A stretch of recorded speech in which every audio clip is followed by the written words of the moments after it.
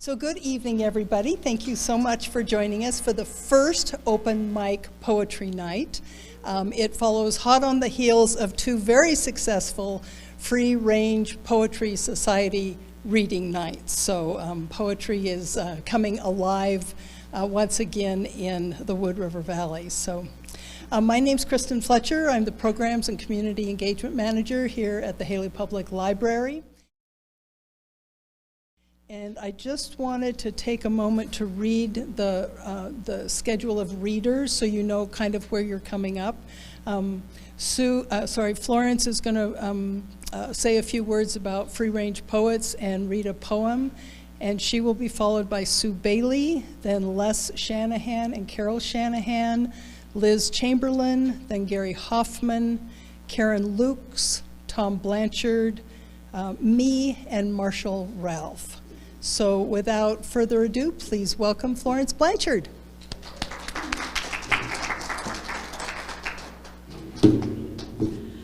So it was a very long winter, the winter of 22-23.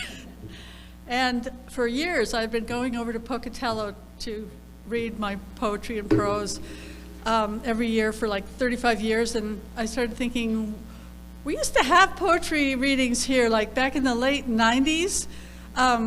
And, you know, with poetry slams, poetry readings, and I mean, even Allen Ginsberg and Lawrence Ferlinghetti came here. And it's like, what happened to all that? And I was writing poetry, and I was like thinking, well, and maybe I was just a mad woman, but I just said, but I invented this name, the Free Range Poetry Society, and I just decided that, well, first, it was a society, so I had to get at least one other person. Oh, what happened here? Okay. No, she didn't. I noticed that.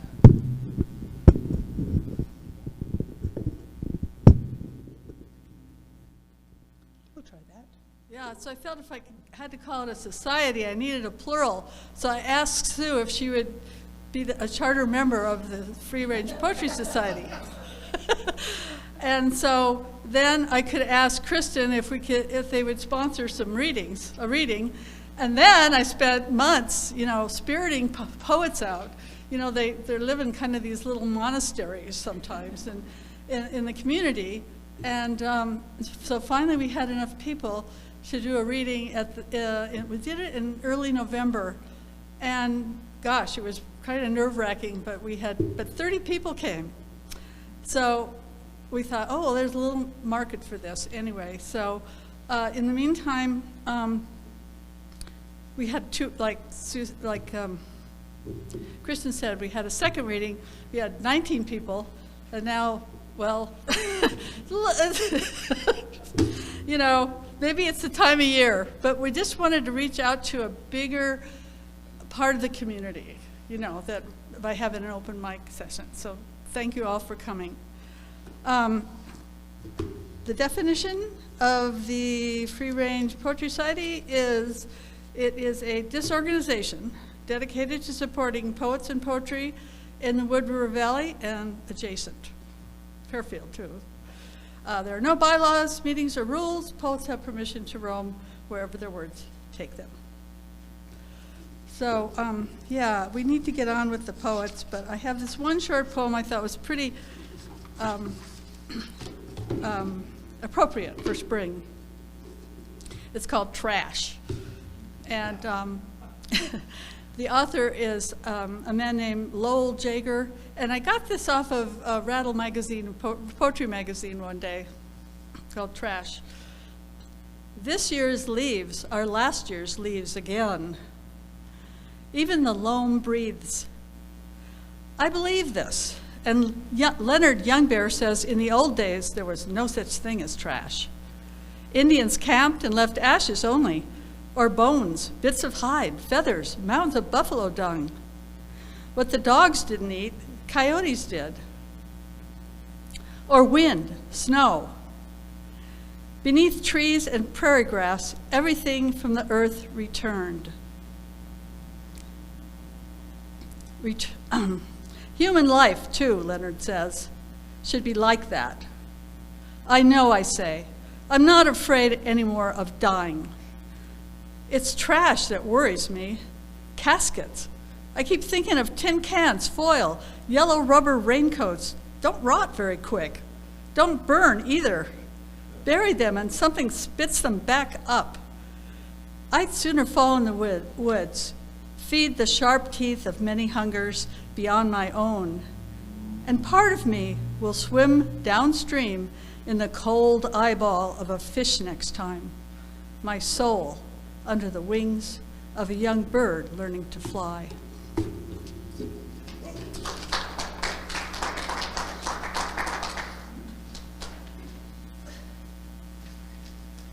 Let's see, our next poet is Sue Bailey. Sue wanted to be a poet from the time she was a young girl and was lucky enough to study with the fabulous Charles Simic at the University of New Hampshire and the equally great Stephen Dobbins at Syracuse University. She admits to loving the pressure of a poetry slam.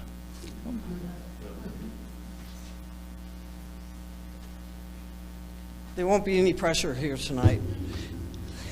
Sorry about that, for everyone else who enjoys it.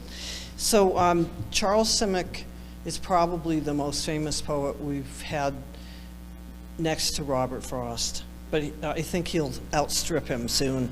He died last year at 84 years old. So I'm just going to read. He was known for taking small everyday objects and bringing a magic to them. So this is Fork. This strange thing must have crept right out of hell. It resembles a bird's foot worn around the cannibal's neck. As you hold it in your hand, as you stab with it into a piece of meat, it is possible to imagine the rest of the bird. Its head, which like your fist, is large, bald, beakless, and blind. So this is Mary Oliver, who's very accessible, and I like that about her poetry. Little dog's rhapsody in the night. He puts his cheek against mine and makes small, expressive sounds. And when I'm awake or awake enough, he turns upside down, his forepaws in the air, and his eyes dark and fervent. Tell me you love me, he says. Tell me again. Could there be a sweeter arrangement? Over and over, he gets to ask, I get to tell. So Stephen Dobbins, who also taught at the University of New Hampshire. Charles Simic spent his whole professional life at the University of New Hampshire teaching there. And I heard an interview with him a couple of years ago where he was talking about writing every day and how he would force himself to write even when he wasn't in the mood. And he said, in other words, I write shit. which I loved. So, but not everything's like that. And Stephen Dobbins introduced me to the Chilean poet Pablo Neruda, who got famous at age 25 for 20 love poems and a song of despair. I'm going to read one of them. So he went around in a black cape with a beret. He wanted to look like a poet. He wanted to be a poet. He was very famous too. So this is Leaning into the Afternoons.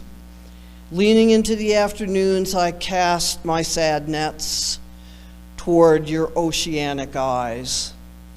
There, in the highest blaze, my solitude lengthens and flames, its arms turning like a drowning man's.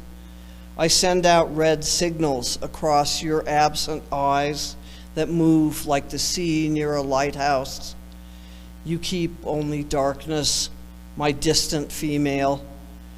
From your regards, sometimes the coast of dread emerges. Leaning into the afternoons, I fling my sad nets to that sea that beats on your marine eyes. The birds of night peck at the first stars.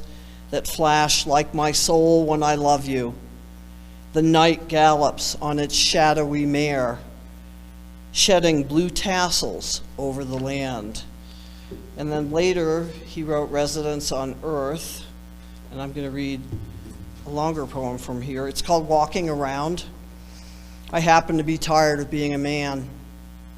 I happen to enter tailor shops and movie houses, withered, impenetrable, like a felt swan navigating in a water of sources and ashes.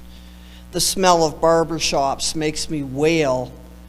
I want only a respite of stones or wool. I want only not to see establishments or gardens, or merchandise or eyeglasses or elevators. I happen to be tired of my feet and nails, and my hair and my shadow. I happen to be tired of being a man. Nevertheless, it would be delightful to startle a notary with a cut lily, or slay a nun by striking her with an ear. It would be lovely to go through the streets with a sexy knife and shouting until I froze to death. I don't want to go on being a root in the dark, vacillating, stretched out, shivering with sleep, downward in the soaked guts of the earth, absorbing and thinking, eating each day.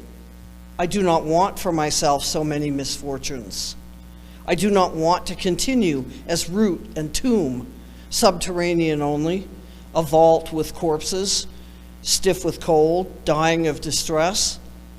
That is why Monday day burns like petroleum when it sees me coming with my prison face, and it howls in its transit like a wounded wheel, and it takes hot-blooded steps toward the night, and it pushes me into certain corners, into certain moist houses, into hospitals where the bones stick out the windows, into certain shoe stores with a smell of vinegar, into streets as frightening as chasms. There are brimstone-colored birds and horrible intestines hanging from the doors of the houses I hate. There are dentures left forgotten in a coffee pot. There are mirrors that ought to have wept from shame and fright. There are umbrellas everywhere and poisons and navels. I walk around with calm, with eyes, with shoes, with fury, with forgetfulness. I cross by offices and orthopedic shoe stores and courtyards where clothes are hanging from a wire, underdrawers, towels, and shirts that weep slow, dirty tears. Thank you very much.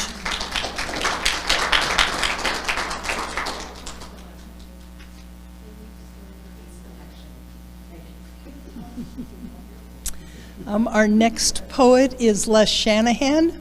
Les is a retired ferry boat captain from Washington State. He is a writer of poetry and plays. Also, he is an artist of metal sculpture. Les grew up on a small island in Washington State, retired to a wheat ranch near Walla Walla, and moved to Hailey 25 years ago. And his poems will be read by Carol Shanahan. Thank you. Thank you. Thank you. These are Les's poems that he's written. The first one is called NIMBY. So, China's landed on the moon. That's lunacy. Everyone knows the moon is ours. The cheese is made of the howl, the once in a blue, under the silvery light of the one giant step, the flag. I don't like it, not one bit. This is not a personal poem, by the way. It's called Perfect Fruit. At what age would you like to die? My wife asked me. I prefer not to speculate, I say. An unsatisfactory answer, she corrects. Undeterred, one-sided talk turns to methods. Drugs and an open boat in open water. A closed garage door, perhaps. ultimate exhaustion after farewell sex. Believing that death does not defer to silence, she commands, pick an age. When I'm ripe but not rotten, I reply. No, you can't clap yet. This one is called To Each Their Own. What can we do with the forgiven? Wish them well and never utter their sins aloud? Bucket the violations down the darkness of a well. Unless they don't seek forgiveness, that is, in that case, bring it up again and again, scrub their soiled faces in it, but offer no real cleansing. And what of the unforgiven who beg self-gaining forgiveness? Let them go to weed and strangle each other. Easy target. The dude had come from the East. To be more precise, he was an Easterner. To most mountain folk, that about said it all. That he was one of them goddamn writers. Well, that did say it all. He took to wearing rakish hats and exotic boots, insisted on a foreign car. Not Japanese, not Swedish, not German, but really, really foreign. A 4x4 ARO from Romania. This pushed the local cultural envelope, but the town, aching to be seen intimate with a celebrity, allowed him his peculiar Eastie shortcomings.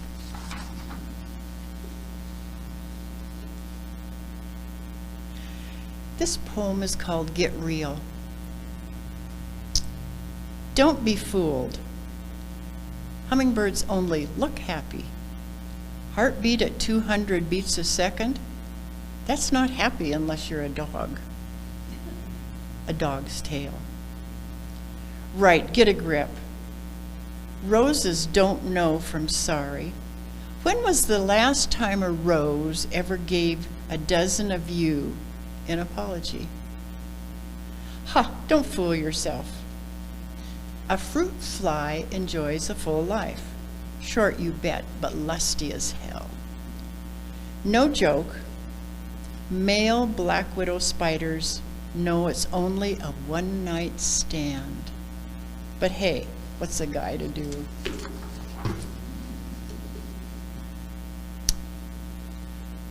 This is not personal either.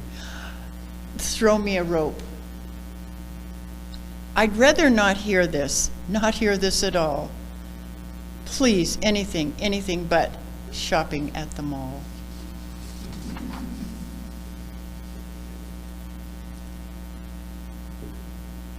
This is called Knowing My Place. To all the dodgy dogs, secure enough to lie on their leg-splayed backs, seducing soft-handed masters. To every cranky cockatiel, enticing well-fed fingers through the cage and extracting its tithes. To all the callous cats who well know the difference between right and wrong, but are rarely bothered by that distinction.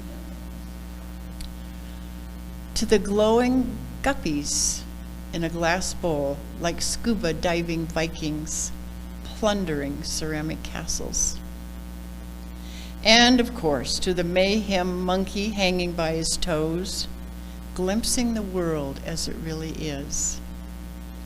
Thank you, each and every one, for showing me my place in the world, even though I often fail to see it.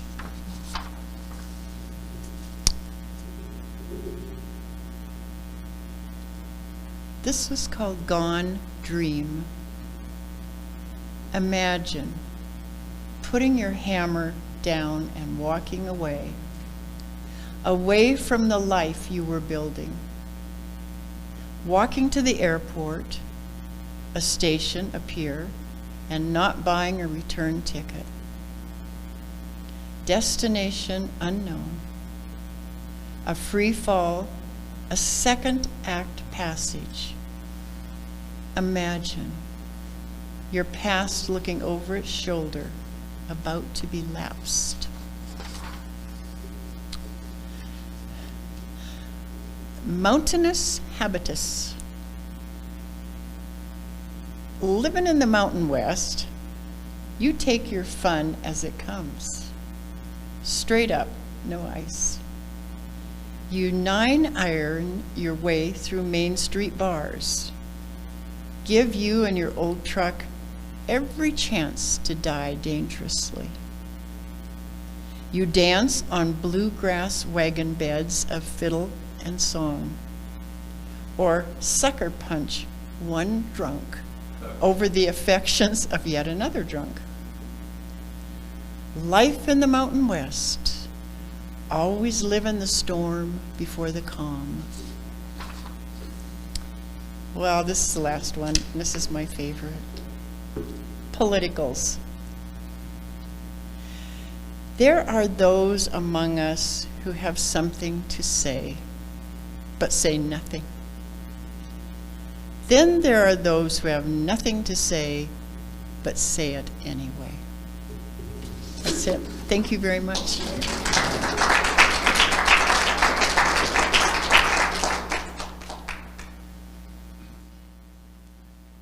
Thank you, Les.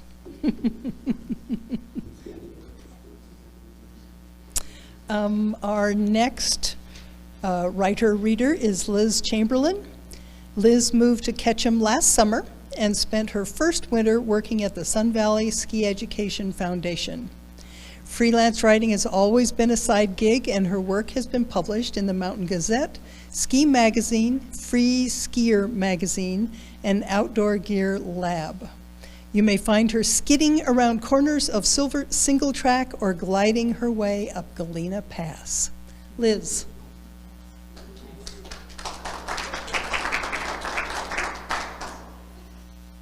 Didn't want to read this from my phone, but in true Liz fashion, I left my stack of poetry on the kitchen table. I'm not as good of a reader as you, but everything is personal, unlike the last one. So this is one of the poems I wrote for Mountain Gazette, and it's kind of about one of your first loves and how they make you feel and how they make you see the world and how they see the world. Cactus armed cell towers line the highways, sage and tufa-laden topsoils spanning the outskirts of the Black Rock Desert. My mouth is dry and it's my fault. I can't get enough of this ranch water. I forgot I'm supposed to read this in a country accent. I can't get enough of this ranch water. The bench back seat of this bus is bucking me around like a goddamn wild palomino, and wooden bowls are flying off the shelves so often I question if we're defying gravity. I gaze out the window at the plaza's terracotta hues covering the basin's crackling floor. I'm still distracted by the driver's reflection through the rectangular rearview mirror, where crescent-shaped crackles frame sea glass eyes. The man's weathered face is shaded by the scoop brim of a dusty Stetson hat. His tethered dreads dance above his shoulders like octopus tentacles. I can still feel his hands on my back and lips on my neck as he pointed my gaze from constellation to constellation. I still see his words drawing imaginary lines along the Humboldt Range's distant peaks and jagged edges. He could somehow soften the earth's harshest features and find beauty in the range's own weathered faces. I've always dreamed of a cowboy of my own. I close my eyes and imagine the loud purr of the bus's engine as the thump of stirrups on a horse's rump. Those rattling kitchen dishes like harsh east winds whistling through our hair. This man may not look like a cowboy, but he sure lives like one. Maybe this bus is our ranch and the engine is our horse. You don't choose how life happened to you, and you sure don't choose who you love. Some days my heart feels as jagged as the tops of those mountains, but he melts me down like summer heat on ice. I suppose this desert don't dry out everything it touches. And now I have to click a bunch of buttons and get to an email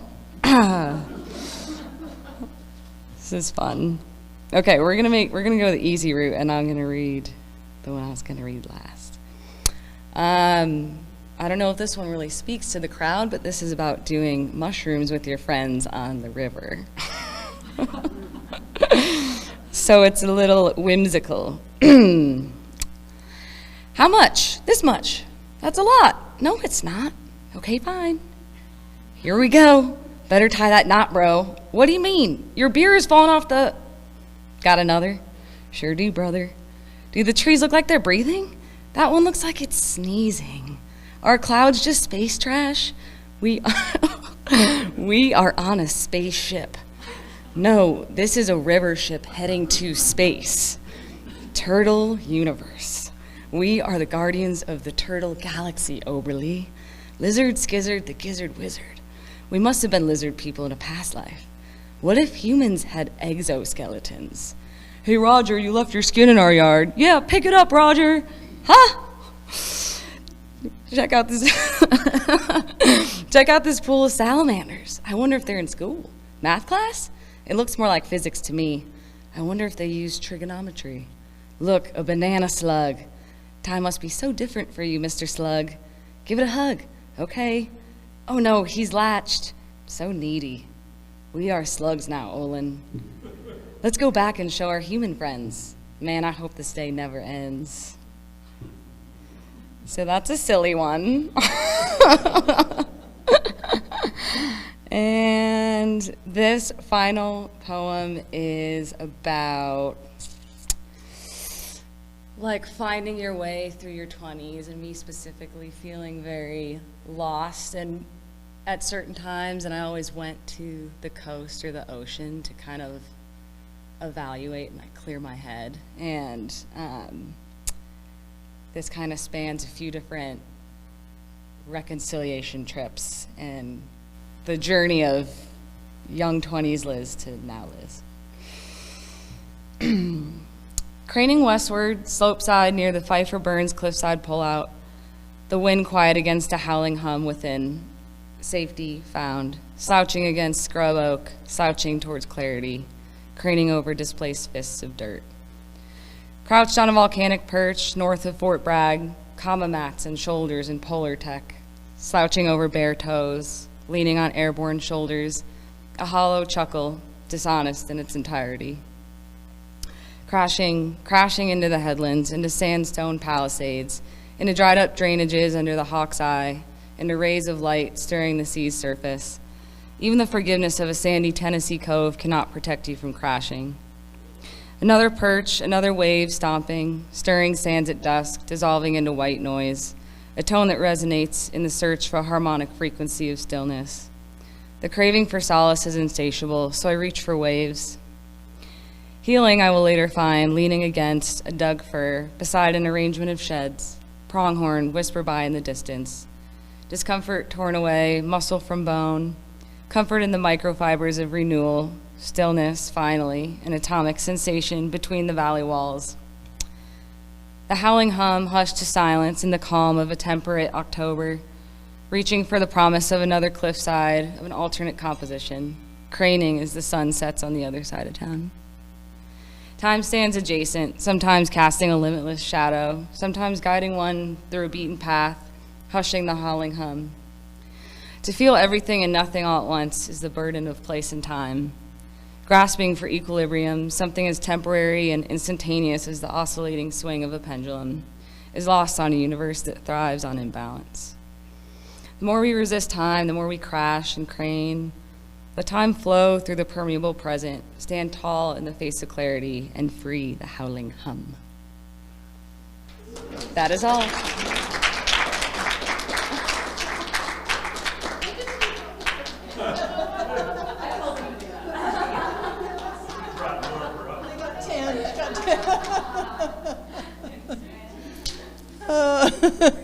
Thank you, Liz.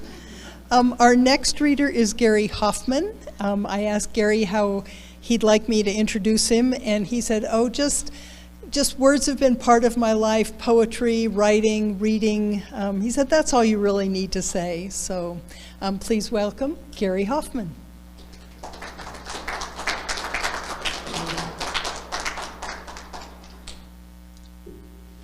Thank you, Kristin, and thank you, everybody, for being here. It wouldn't be a poetry reading without people to listen. Gotta have it. Gotta have it.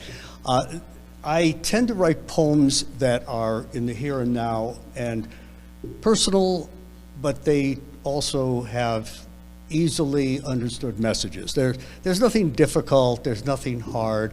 I think a sixth grader who's got an average vocabulary would probably latch on pretty well, using the breastfeeding analogy deliberately.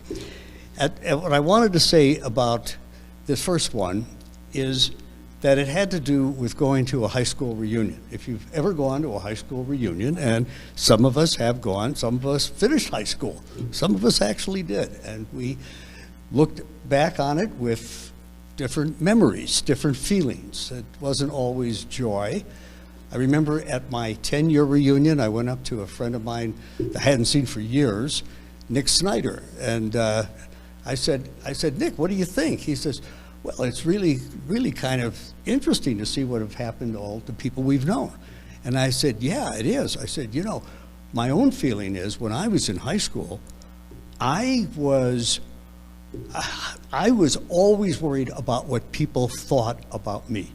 I was always thinking people were looking at me and talking about me behind my back. And he looked at me, he said, are you crazy? Nobody gave a shit about you. They were all thinking about themselves. And that's what I realized. Yeah, that's it. We all were doing the same thing. We just didn't admit it out loud. You have to go to your 10-year, 20-year reunion for that. This one is called On Walking Into My School Gathering Many Years Later. It had been years since we walked the halls of Von Steuben together. We'd come to hear the endings to our memories of aborted race starts. How Bobby, who seemed as hard as nails, was hammered into her final form. How Stephen ran afoul of the law. How Joyce ran her life into the bed she made to lie in. How the athletes ran out of races to run. How under the skin, our skulls seemed to rise to the surface like rocks in a stream bed that's drying out. Look, we've all turned into ourselves without any help from anyone.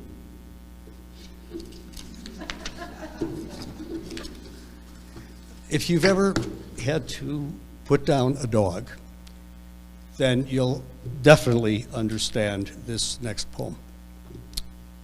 The title, Jet the Wonder Lab. We wanted to stay with our dog when they did him in. I told a young veterinarian who wasn't surprised. Shivering on the chrome table, he did not raise his eyes to me when I came in. Something was settled in him, some darkness exchanged for the pain. There were a few more words spoken about the failures of the past several days and his age, and how we wanted to stop his suffering, or our own, or stop all suffering from happening before us. And then the vet tech shaved Jet's still muscular leg with those black clippers. She passed the needle to the doctor, and for once, I knew what to do.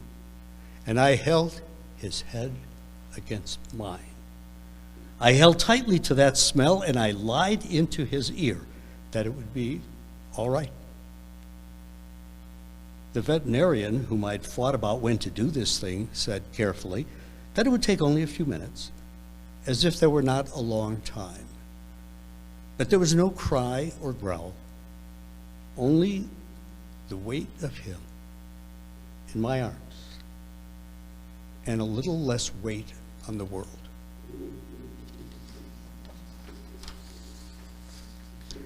This is one I didn't write. It was by Isaiah Swans. I can't really tell you much about him, but there was a poem here earlier about trash.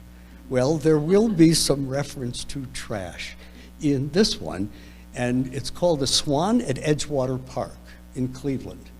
And this is not to be confused with the swans you see at the pond in Sun Valley. The swan at Edgewater Park isn't one of your prissy rich people's swans, wouldn't be at home on some manicured pond, chooses the whole stinking shoreline, candy wrappers, condoms in its tidal fringe, prefers to shape its muscular, slightly grubby neck into the shape of a great lake, swilling whatever it is swans swill. Elegant algae wine with a bouquet of crud. While Clevelanders walk by saying, "Look at that big duck." Beauty isn't the point here. Of course the swan is beautiful, but not like Lori at 16, when everything was possible. No, more like Lori at 27, smoking her days away off in their dirty kitchen, her kid with asthma watching TV, the boyfriend who doesn't know yet she's going to leave him, washing his car out back, and he's a runty little guy and drinks too much, and it's not his kid anyway, but he loves her. He really does. He loves them both. Who doesn't love a swan?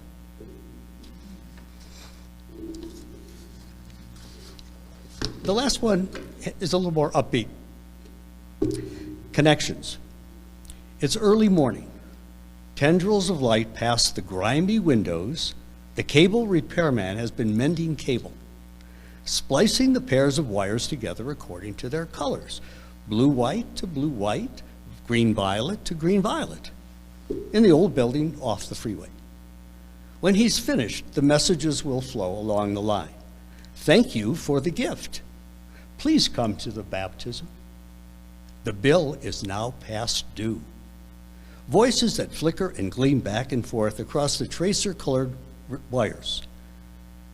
We live so much of our lives without telling anyone how we really feel, going out before dawn, working all day by ourselves, shaking our heads in silence at the news on the radio.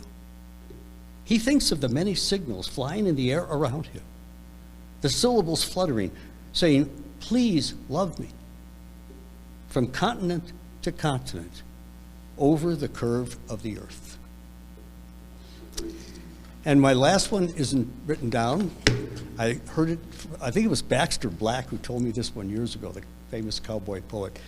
And he told me the shortest cowboy poem in the world. The shortest cowboy poem in the world is about miniature horses. Here it goes. Miniature horses. Why? Thank you.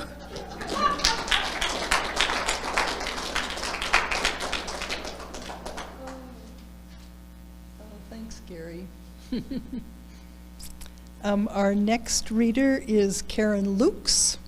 Karen is a longtime Valley resident who served as the Hailey Library Director for 11 years and as the Director of Client Services at the Senior Connection.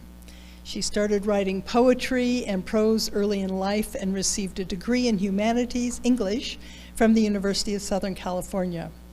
Also a singer-songwriter, she says that most of her songs begin as poems. She's mostly retired and enjoys teaching fitness classes to older adults at the Senior Connection and jamming with her music group. Please welcome Karen Lukes.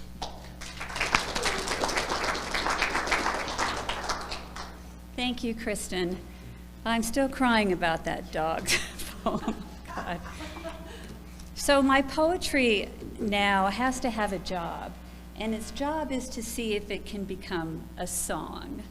All right, so I brought two of them today to read for you that have made it into songdom.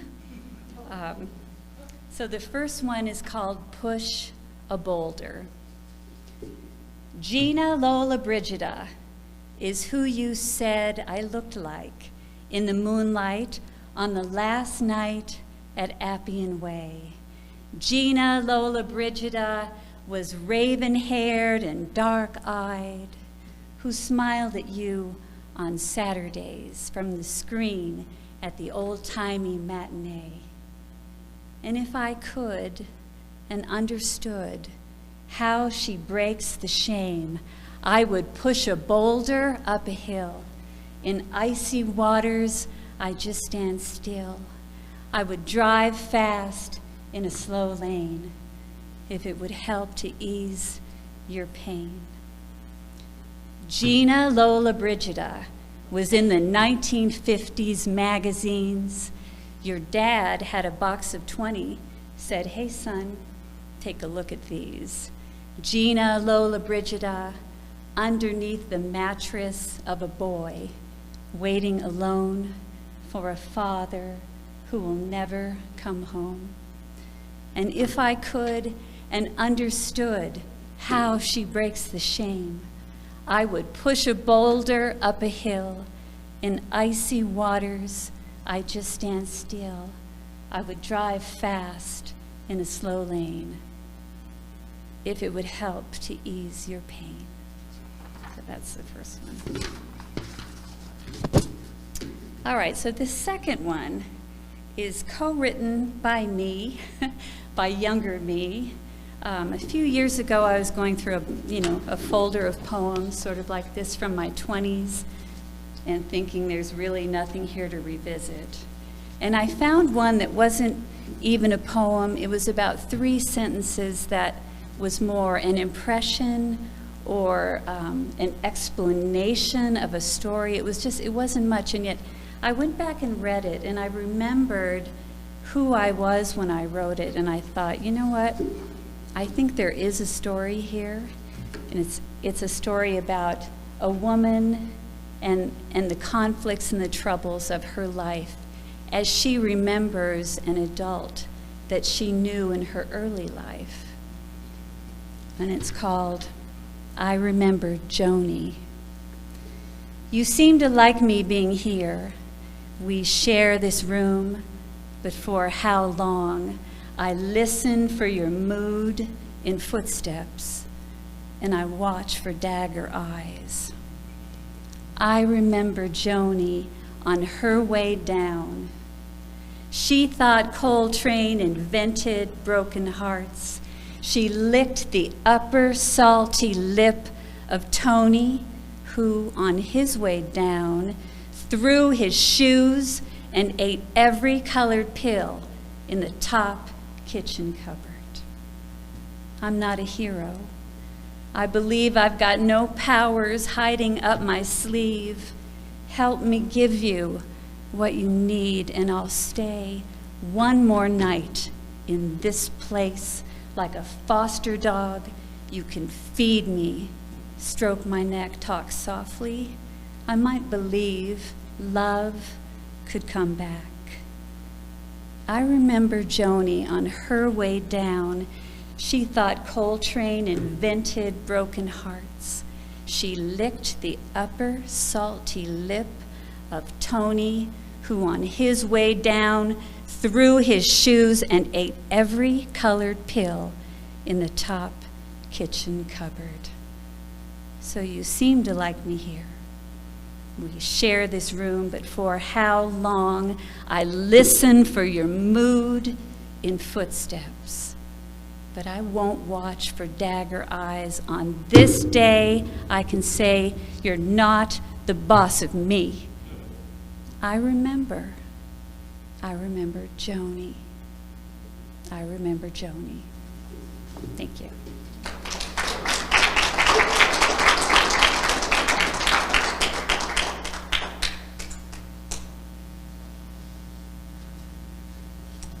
Thank you, Karen.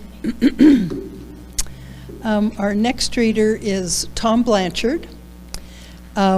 His bio is, I have a curiosity about local history and landscape, which sometimes shows up in public programs and poetry. Topics emerge from images that generate a compulsion to name things.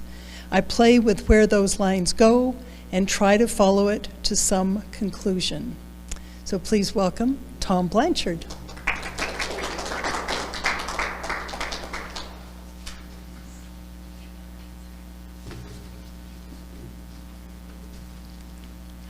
I've got a couple of poems on the craters. It's they're coming up on the 100th birthday of the craters, 1924 to 2024, and Florence and I have spent a lot of time out there.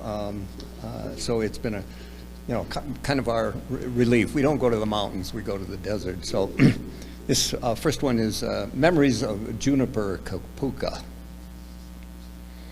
Yellow, black, diamond black, guarding the wappy flow against the coming footfall, tongue resting down the jaw over the first coil, flicks and glides into the tapered head, a wavy motion caressing the air and a taste of me a foot away. Motionless, the two of us, testing the moment, a speciated appreciation for the longer view, no need to be rattled. And I move away, oh, suck my breath back, shot through with energy. Juniper Kapuka, like an old love far enough away to bring a smile, memories of ancient trees, tortured trunks, lava trails, masses of blue penstemon, and the ever impending danger in the knee-high grass. And this is walking into darkness. My favorite time out there is to come late in the evening, about 7 o'clock in August, when it is just intensely hot, and then walk into the cool of the night until I can't see anymore, and then I throw my bag out.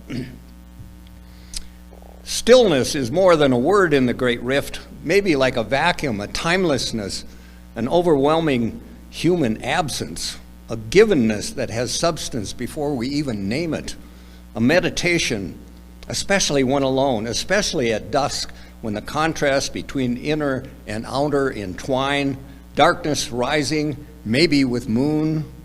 Begin late, near 7 in July or August, temperatures falling to just very hot, light fading, the wind drops off, and the night settles into gray light, which goes on and on and on till midnight.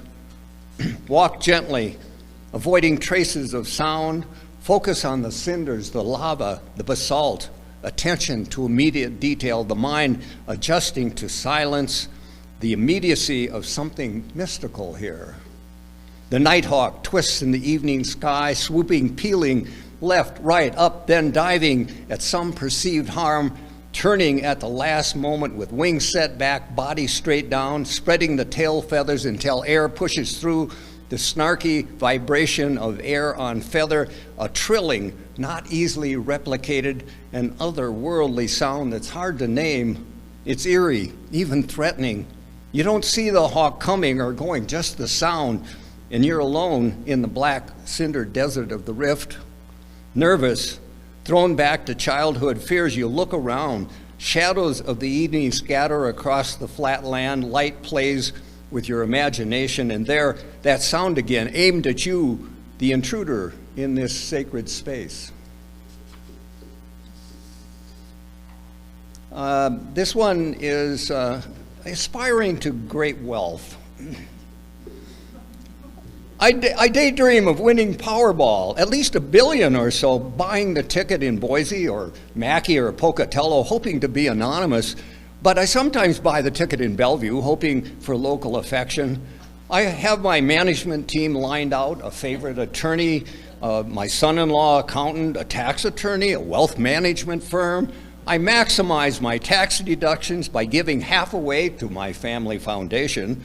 My family are the directors. Each of us gets to give away millions. We hold board meetings at exotic places, supported by staff that do all the work. Think of it, millions of dollars, earning 5 to 10% annually, sometimes more. We meet with Bill Gates on giving, Warren Buffett on investments. The market keeps going up. We learn to talk money. Well, maybe I don't buy the ticket, but find a suitcase of cash thrown out of a truck by a nervous mule on Broadford Road just as I come tooling along in my beater 1997 Nissan truck, in time to see that suitcase fly out the truck into the high grasses along Rockwell Bypass, packed full of $100 bills, at least $1 million or so, and maybe a kilo of good smoke. This thought of great wealth preoccupies me. Well, except for thinking of sex, which I also do quite a bit because it's something I can get my arms around without buying the ticket, being too cheap to spend the money.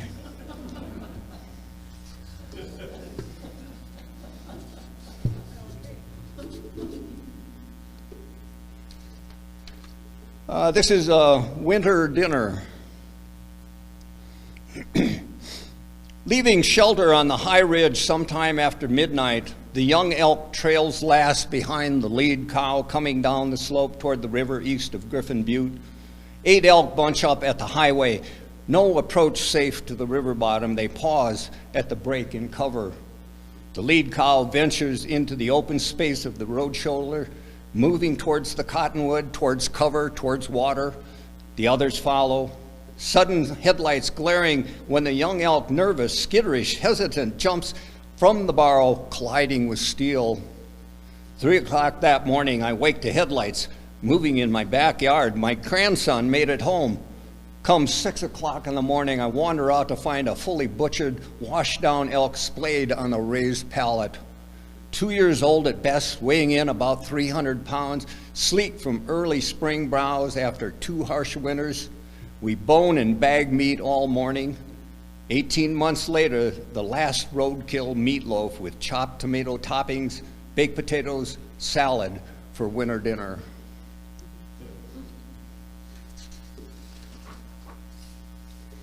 And this is my last one here, another Craters poem, and it's just kind of an image of things that happen out on the crater when you're out there.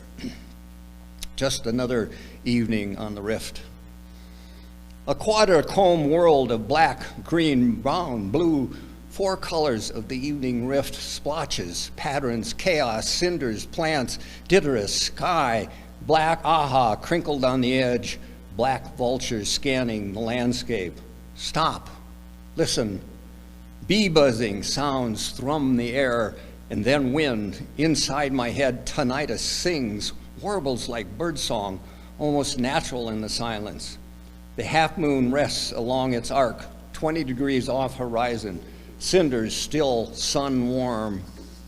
The nighthawk skims the sage, multiple nighthawks, 1, 3, 5 at once, their shadows skimming the cinders, twisting, feeding the chaos of immediate givenness. Gone the red onion, the bitterroot, turned brown and blown. Blazing stars will trumpet the morning, awkwardly claiming the eyescape littered with purple lupin. The sky intersects the gray-black silhouettes of the pioneers, strong yellow on the ridge. Beyond sunset, the white buckwheat becomes illuminescent against the cinders. At my back, the moon.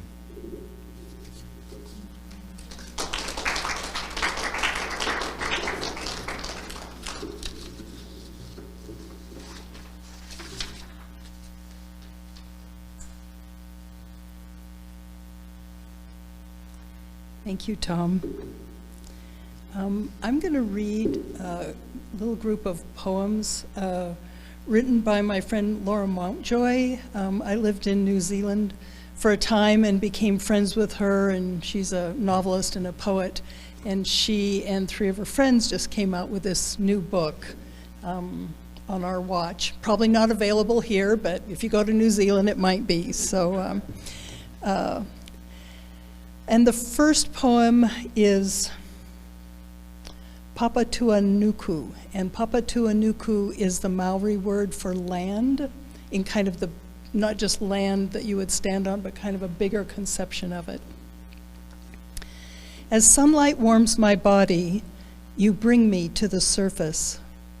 I seek you in cool granite in the early morning air, and when, head heavy with thoughts, I forget you, then my hand slides into moist earth, and there you are again, adding shimmer to weeds, kikuyu ropes, and capsicum, as crisp and as engaging as a new novel, smooth as sheets on a satin morning, sweet as the explosion of fresh raspberry slowly pressed between tongue and teeth.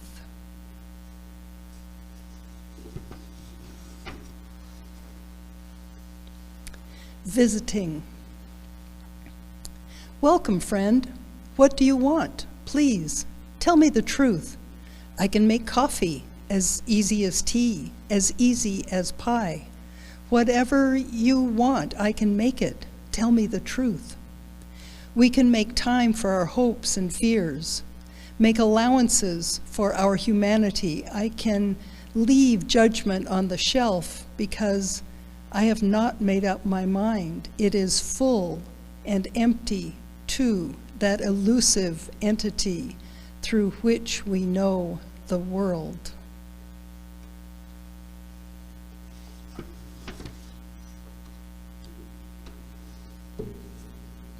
War dead, parenthesis, if only it was. I didn't recognize him at first, neither the name nor the picture in the paper. Then my son said, "That soldier killed in Afghanistan is my friend Leon."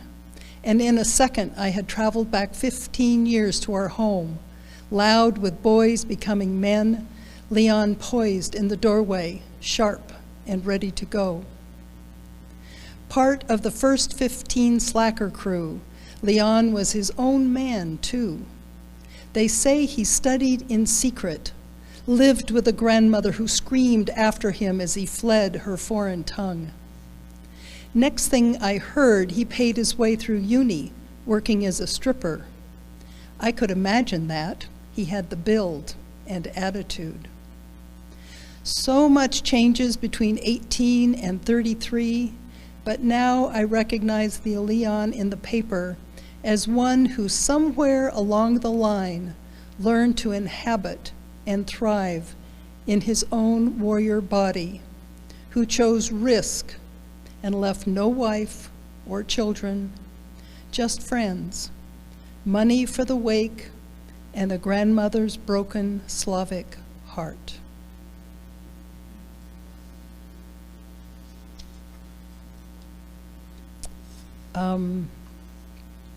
Displacement activity. I am waiting for the universe to crack open, that moment when all is revealed, waiting for a special cosmic cowboy who will sweep me away, and also I await that alternative adventure, death. I'm always wanting a miracle, waiting for my good karma to ripen and for chances to repay the generosity of the universe.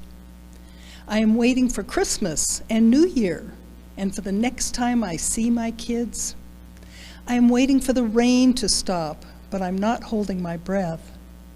So much rests on that fiction, the future, while I wait for the right moment to reread his letter. And then her last poem, Pukarua, which is a holy Maori place. It's called, I think Pukarua means 2 hills. Pukarua, Friday, 29 July.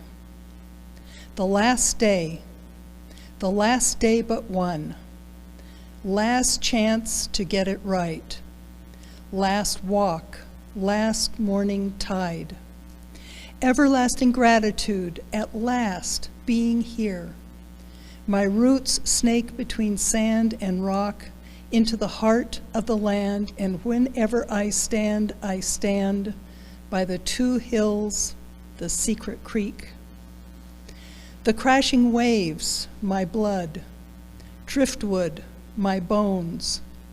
Sea wind, air, the breath of life. Flesh, sandy, earth, holy me. And wherever I may land, here I stand. So I thank Laura for that. And then I'm going to indulge you with reading one of my own. The name of this poem is Sundown, and I wrote it one evening when I learned that a friend, not a close friend, but a friend who I really respected had passed away. She had cancer and she passed away. Her name was Dana. But I read it now because a colleague of mine, Erin Yuturi, passed away recently, and so I dedicate this reading of the poem to her. Sundown. As the sun set, reds coincident with orange iridescence, stretching into peach, corn silk, at last to a peculiar colorless white, then deepening eastward through every imaginable blue and violet, shading finally to the emptied black of night and an early scatter of stars. As the sun set, winds twist and roar, fill empty space, and the darkling trees crack and rattle. As the sun set in that singular space between the in-breath and the out, memories swell, story threads of a life well lived. This is all we can hope for, you know, stumbling as we do through our lives till entropy bears us down at last, that we shall have sculpted from our measure of stardust some small, irreducible element that reflects in someone's mind one night at sundown. Thank you.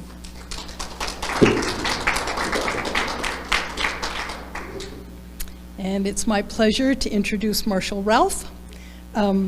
Marshall is a longtime editor and writer, now retired, who lives north of Fairfield. He drives a school bus for the Camas County School System and publishes a free weekly community e-bulletin, The Weekly Beaver. Please welcome Marshall Ralph.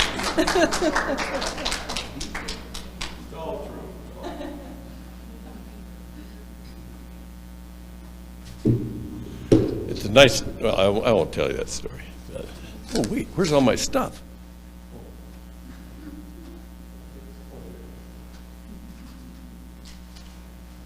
It's pretty fun to come here and have all these nice accidents happen, seeing Sue again after we read together every 15 years, whether we need to or not. And Flo mentioned that Rick Ardinger and Rosemary Ardinger, the publishers of the Limberlost Review. And I decided I was not going to read my stuff first. I was going to start with a Greg Keeler poem. He writes these, they're kind of challenging sonnets. The inner structure isn't like a sonnet at all, but has 14 lines, but he really organizes his thinking well. And this is one of Greg Keeler. I don't know this cat, but he's from Montana, I think, and he publishes a lot in the Limberlost Review, which comes out of Boise by Rosemary and Rick. Anyway, so here, The Naming of Birds. This cracked me up, so I figured too good to pass along, too good not to pass along. Naming of birds. Throttle-necked bottle womper, Nadar's chuckler, drab-sided donkey honker, chestnut hunk, tufted truffle pecker, two-toned tweeter, common prat, iridescent prat, Horton spackler, diamond-crested spackler, stubby-billed bog trotter, puffy chubber, black-throated pog, Georgia squealer, Michigan sprawler, Alabama bug sucker, creeping cheaper, cheeping creeper, Jill's stench, waffle-nosed nut-whacker. That was the finisher for me. Waffle-nosed nut-whacker, bag-tailed hack, mud bubbler, lesser mud bubbler, pocketed pucker pock, emerald gobbet. So that's Greg Keeler, some guy from Montana. Sell it to you for $20. I paid for it.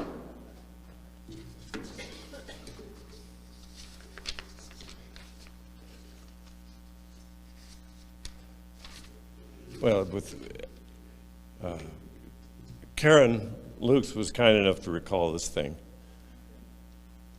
And so, and it's like a coming back to Hailey for me in some ways. I lived here for a long time, and went away and come back occasionally to shop. and because Kristin and Flo invite me to. It's called Red Cross Extra.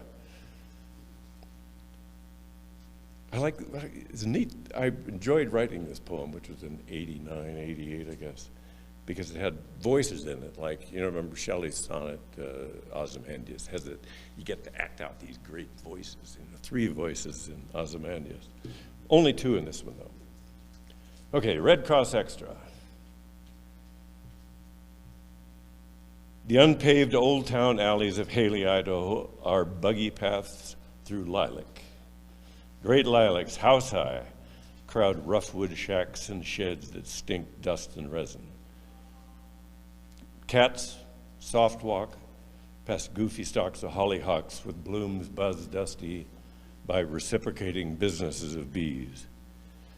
Ruts, sunflower, sage, hot dust, plank gap peeps at gardens, tall sprays of berries, green ground-burst bombs of squash. Grannies live alongside, in old houses rich in curtains, doilies, thingful rooms.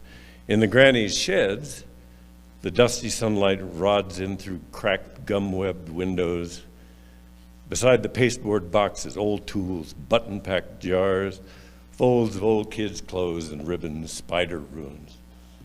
And deep behind, old waferwood crates ooze nitroglycerin.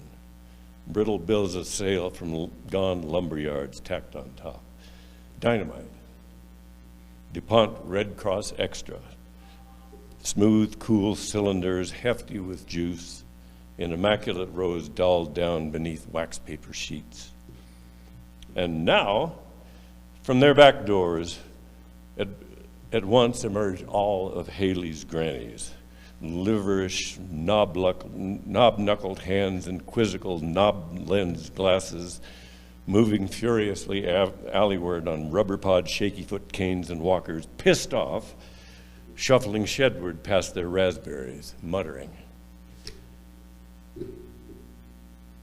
Fetch out that old powder in there somewhere. I have a mind to blow up every goddamn one of these fool morphodites these days with that loud so-called music they play, the zoning, that aids they have, all those Japanese automobiles, and those mountain bikes and surfboards on there, and those tights they wear. How they get those things on, I have no idea. And those rubber string things on their glasses, those phone machines and such. And all our boys who didn't come home from the war, lost for this. And so the grannies of the alley, who see clearly that nothing better is likely to result from all of this, pry back creaky doors and clop their granny shoes left and right up into their sheds, swat aside the button jars to rattle out the little zinc-cornered fiberboard boxes of century patent detonating caps, unhank the stiff tarry skeins of good safety fuse, and fetch out the old Red Cross Extra, time to knit, to sew. They are all defting lapwork now, lips shaping trim words, rocking in the light of the cracked shed windows, busying. They crimp blasting caps to lengths of fuse with crisp nips of their neat dentures. They count and pierce the Red Cross Extra sticks. With crochet hooks and knitting needles, poke and tuck and pat detonators, then plait the strands of fuse, finally done. Squinting close, they jab, scratch matches, the redheads, on diamond matchboxes, cluck at the spit puff brimstone fizzing from the sputting fireheads, and bust off such a righteous blast in this God-forsaken valley that it peels the tar off all the roads, shoots shredded lilacs clear to Boise, and sticks scorched doilies to the moon. Now take up all this good dirt and sage from this old place. Collect the dear green rain scent of sage, gather up the perfect smell of my every gone child, and send it away with the good violet air of lilacs off in a river of lovely wind out of the world, out past the vapor trails, way past whatever damn stripped down room and space the fool world will hold tomorrow in. Better now to gather all of us, old berries past our best, into our own aprons, before we spoil all the way, before we have to spade us in. Bury us, who alone remember how we and all the world smelled and tasted when it was right, when it was all right, when we were fresh.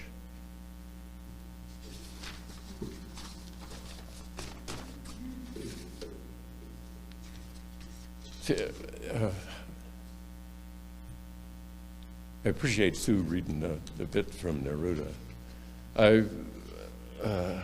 Another accident, a wonderful accident happened to me years ago. I ran across a issue of Colorado Quarterly for some reason. I don't know why I was reading that, but it had a wonderful Pablo Neruda poem in it called Ode to a Cat. And it was an ode to a cat. And they published it in a side-by-side original and translation. I think the translation was done by Ed Dorn or something like that at the University of Colorado. But anyway, so I don't remember the poem much, but I do remember that one thing that stuck with me from there is Neruda's description of the cat as a minimo tigre del salon, the tiny tiger of the living room. So thanks for bringing Neruda and the hospital windows with bone sticking. That's pretty hot stuff. Okay, how are we doing for time? We got a more recent one I did. It just crept up on me about 3 or 4 years ago. It was thankfully a tiny thing. It was very small. It's called, I'm reading it from memory because listening to the New Zealand poem reminded me of that, called While Back. While back, an Army medic and a captain of Marines signed the line to go to Vietnam. Cousin Jimmy came home with a habit. Cousin Tom came home in a can.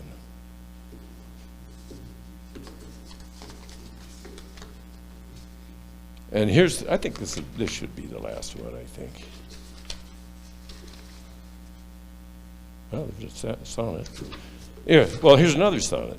Drinking Mike's beer. Well, we read this in Boise. I mean, I read this in Boise when we were in Julia Davis Park. The Arts Council came up with big bucks. 50, note to Kristin.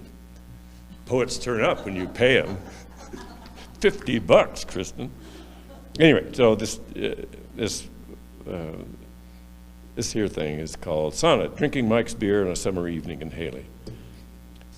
Neighbor Mike has tapped a fresh keg of homemade ale, so we dig in, asses racked and lawn chairs out front facing east. It's Scotch-style dark ale, Mike said. He calls it Beam Me Up Scotty. Josie, 8, twirls her hula hoop. We talk, drink, gaze. Across the street in front of us, Blue Lake Drive. Lake? Where? Quigley Pond? Across Blue Lake is the high school hill, made of dusty quartzite, thumbing out through clay, sage, ryegrass. 94 is painted on the rocks, cloudless blank blue beyond it all. More beer. Above Blue Lake Drive, the sky widens. The lawn bulges upward. Swifts and swallows whip about us. More beer. Suddenly we're whisked up smoothly in our chairs, shot aloft, pressed into faultless blue by the burly thumbs of time. Scotty, beam us up. Josie, Anne-Marie, Mike, and I, alive, into the vast of smooth, parked over Blue Lake Drive. All right. Thank you. I think that's plenty, yeah? Thanks. Thanks to Kristin and Flo for putting this together.